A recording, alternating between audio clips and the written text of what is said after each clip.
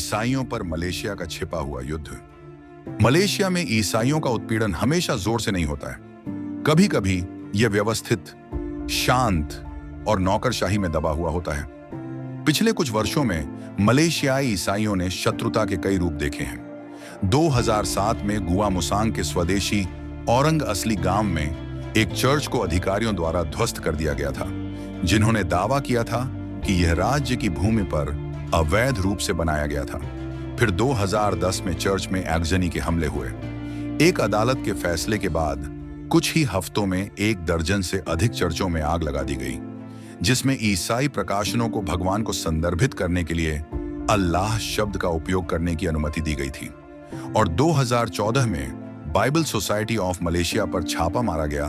300 से अधिक मलय भाषा की बाइबल जब्त की गई। The authorities know about what we are doing. They know of the existence of our Bibles, which contain the word Allah. लेकिन अब एक नई रणनीति सामने आई है, उत्पीड़न का एक और अधिक घातक रूप। स्वदेशी समुदायों के ईसाइयों को पता चल रहा है कि उनके आधिकारिक आईडी कार्ड, जिन्हें उनके माई कार्ड्स के रूप में जाना जाता है, उनकी जानकारी के बिना बदल दिए गए हैं। उनका धर्म अब इस्लाम पढ़ता है और कार्ड पर वह एक शब्द सब कुछ बदल देता है। मलेशिया में किसी मुसलमान के लिए दूसरे धर्म में परिवर्तित होना गैर कानूनी है। इस एक बदलाव के साथ ये विश्वासी अचानक शरिया कानून के अधीन हो गए हैं। वे आजादी से शादी नहीं कर सकते। वे अपने बच्चों का पालन पोषण ईसाई धर्म में नहीं कर सकते। कई मामलों में वे कानूनी तौर पर चर्च में भी नहीं जा सकते।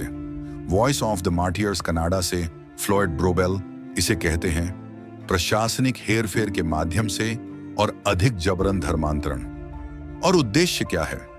देश में चुपचाप मुसलमानों की संख्या बढ़ाना और ईसाई पहचान की किसी भी सार्वजनिक अभिव्यक्ति को दबाना। लेकिन यहां आशा है, विश्वास कागजी कार्रवाई से कहीं अधिक गहरा है। प्रभु, मलेशिया में मूक चर्च को मजबूत करें। किसी भी व्यवस्था को आप में मौजूद उनकी पहचान को मिटाने नहीं देना चाहिए। हो सकता है कि उनका शांत धैर्य किसी भी उत्पीड़न से अधिक जोर से गूंजे। हम इसे रे ऑफ होप क्यों कहते हैं? क्योंकि हमारा मानना है कि प्रार्थना इस अंधेरी दुनिया में आशा की किरण है।